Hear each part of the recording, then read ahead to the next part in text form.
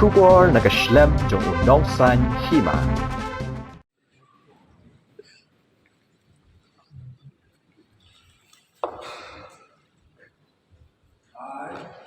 I, Sri Salwar Sulai, having been elected a member of the Legislative Assembly, do hereby swear in the name of God that I will bear true faith and allegiance to the Constitution of India as Vice President.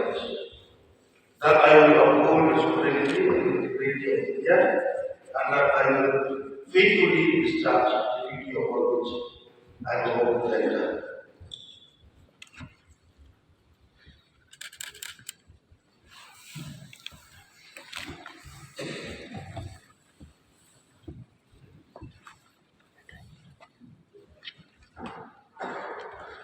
Jai